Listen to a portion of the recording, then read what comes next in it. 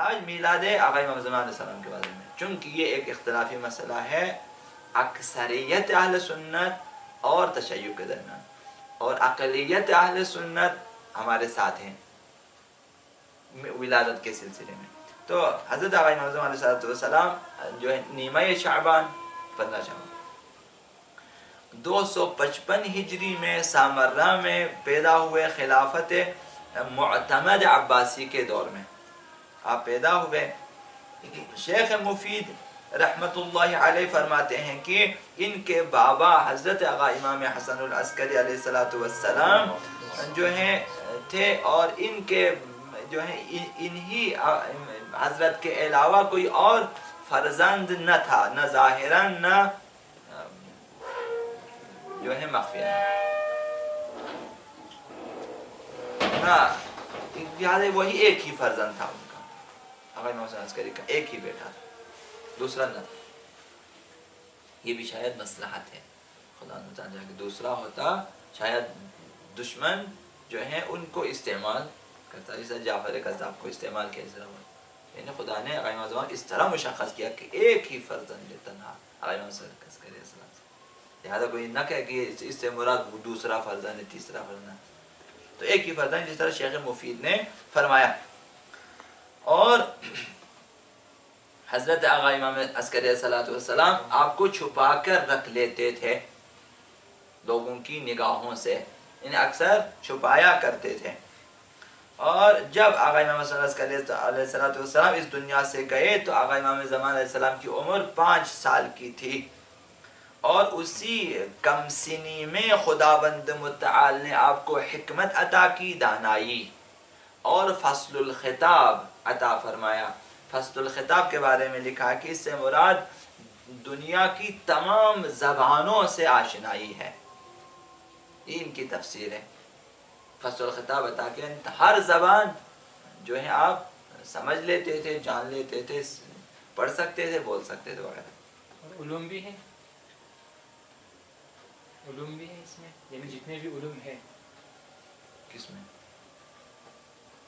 اس کھلے عرض پہ، مثال طور پر ستاروں کا، زمین کے بارے میں، یا انسان کے اپنی وہ علوم جو پیغمبر اسلام کو دیے ہیں زمان علیہ السلام تمام ائمہ کے بعد منتقل ہوئے. نہیں، پھر ان کے دور میں اور ان کے دور میں تو زمین آسمان کا فرق ہے. میری جان ایسا دور کے حساب سے علم نہیں ملتے، ان کے علم جو ہیں خداوند متعال کی طرف سے ہیں، بیان نہیں کرتے، لیکن علم تو منتقل ہو جاتا دوسرے امام کی طرف. اب اس کے بعد جو ضرورت پڑے گی وہ آقا امام علی بیان کریں گے، اس کے بعد سارے علوم پھر منتقل ہوتے ہیں آقا امام حسن کی طرف.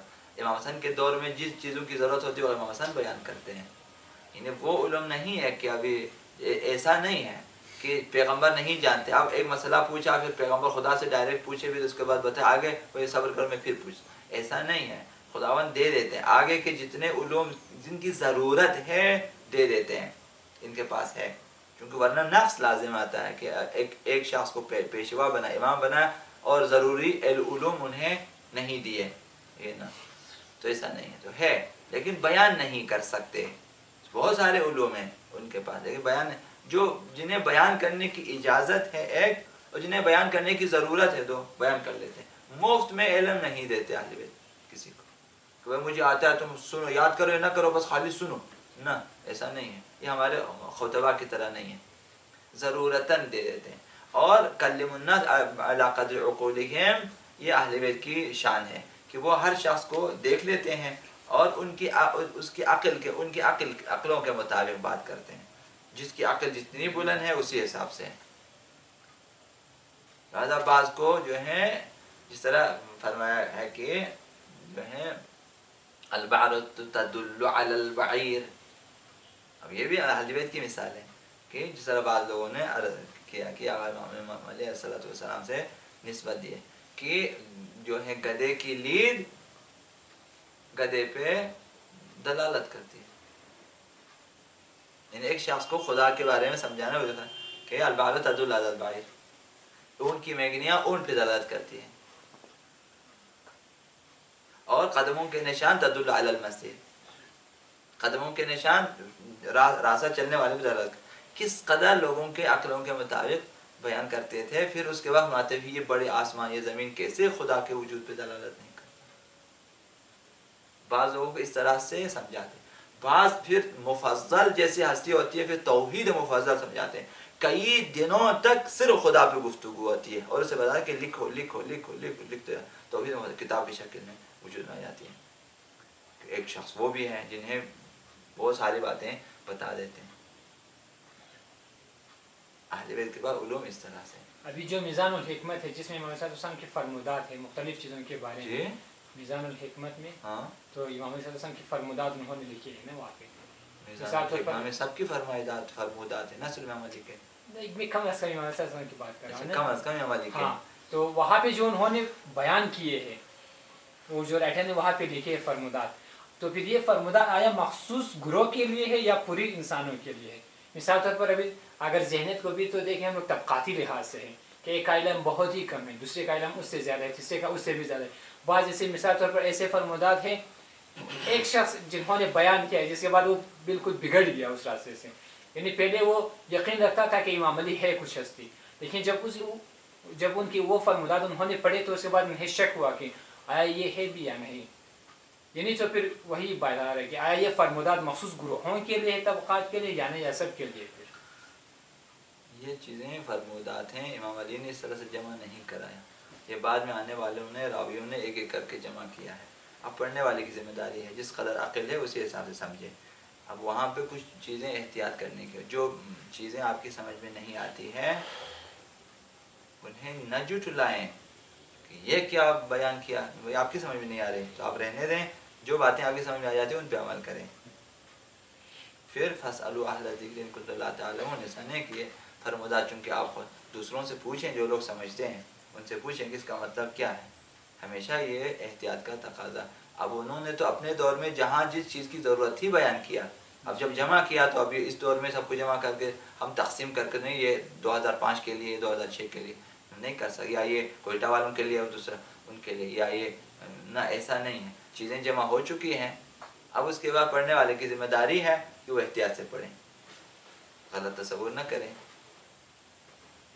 کیونکہ بعض ایسی چیزیں وہ ایگزامپل میرے سے احسن تو آپ کو چاہیے کہ پوچھیں، پوچھنے کا بھی تو اہل بیت نے بتایا ہے، پوچھیں، ہماری باتیں ہماری روایتیں قرآن کی طرح ہیں، بعض حدیثیں روایتیں ہماری جو ہیں وہ مجمل ہیں، بعض ہمارے مفصل ہیں، اور بعض جو ہیں اس طرح مشترکات ہیں، اس طرح سے ہیں، اس طرح قرآن کی آیتیں بعض محکم ہیں بعض متشابہ ہیں قرآن کی طرح، اس طرح قرآن کو سمجھنے کی ضرورت ہے، احادیث کو بھی سمجھنے کی ضرورت ہے۔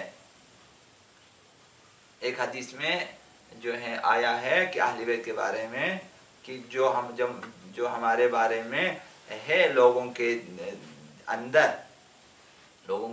اگر لوگوں کو پتہ چلتا کہ ان کے اندر کیا ہے تو لوگ انہیں کھا لیتے۔ اب ظاہراً اگر کوئی ترجمہ کرے تعجب کی بات ہے، بہت غلط ترجمہ ہوگا، ٹھیک ہے نا، وہ بھی میں پورا حدیث نہیں کر رہا۔ جاؤ کہتے ہیں، مطلب ایک مرتبہ جاؤ پیٹ کو کہتے ہیں، یعنی جو اگر ائمہ بتائیں کہ جو ہمارے شیخوں کے پیٹ میں لوگوں کو پتہ جو کھا لیتے، نہ تو مراد ہمیشہ جوف وہ نہیں ہوتا کہ ہمارے عقائد اور ہماری محبتیں، ہمارے ولایتیں جو ان کے سینوں میں اور ان کے دماغوں میں اور ان کے اندر، ان وجود کے اندر لوگوں کو پتہ چلے کہ لوگ یہ تمنا کرتے کہ یہ ہمیں بھی مل جاتے، کہ ان کی کیا ارزش ہے، کیا قیمت ہے، مطلب مراد اس طرح سے۔ تو لہٰذا ہر حدیث کو خود جو ہے اس کو مکمل طور پہ فیصلہ کرنے کی کوشش نہ کریں، ہمیشہ پوچھیں، جو چیزیں آرام سے سمجھ میں آ جاتی ہیں پڑھ لیں، جہاں آپ کی سمجھ میں نہ آئے اپنے سے اوپر والے سے پوچھیں۔ اہل بیت کے بارے میں یہ ہے نہ کہ انہوں نے تمام میزان الحکمہ جو ہے وہ ایک طبقے کے لیے لکھا، ایسا نہیں۔ لہٰذا جو ہے بچپنے میں ہی حضرت آقا امام اعظم علیہ السلام کو فصل الخطاب دیا گیا، اور انہوں نے لکھا فصل الخطاب سے مراد تمام زبانوں سے آشنائی، جو تمام اہل بیت کی صفات ہیں کہ وہ ہر زمانے کے ہر زبان سے آشنائی رکھتے تھے۔ کوئی ایسی زبان نہیں ہوتی جسے اہل بیت کہ ترجمہ کرو مجھے سمجھنا، سب چیزیں سمجھ میں آ جاتی ہیں، حتیٰ پرندوں کی زبان، جانوروں کی زبان، فراوان مثالیں ہیں اہل بیت کی زندگی میں۔ جس طرح سے جو اور انہیں یہ حکمت اور فصل خطاب دے کر خداوند متعال نے انہیں اپنی آیت اور نشانی قرار دیا تمام عالم کے لیے، اور خداوند عالم نے حکمت کو انہیں سکھا دیا جس طرح جو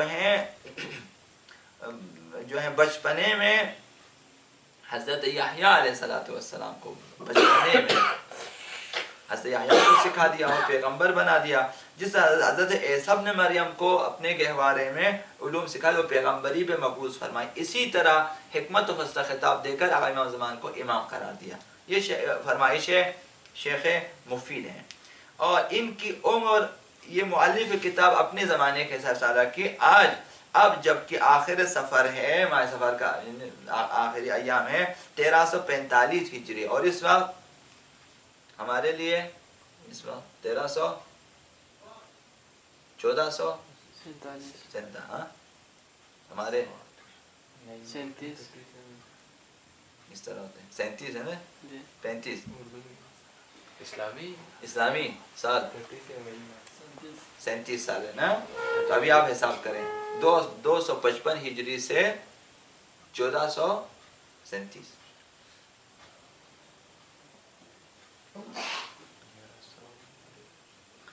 ان کی والدہ ام ولد ہیں۔ ام ولد ایک اصطلاح ہے، اس کا مطلب یہ ہوتا ہے کہ ایک خاتون کنیز ہوتی ہے، اور جو ہے کنیزی جس کے کھاتے میں آ جائے اور وہ اس کے ساتھ شادی کرے اور ان سے بیٹا ہو جائے تو اس کو ام ولد کہتے ہیں اس خاتون کو۔ تو یہ ام ولد ہیں حضرت نرجس خاتون، بہت جی تو شہزادی ہے تو ام ولد نہیں ہو سکتی، تو اسیر ہو کیا ہے؟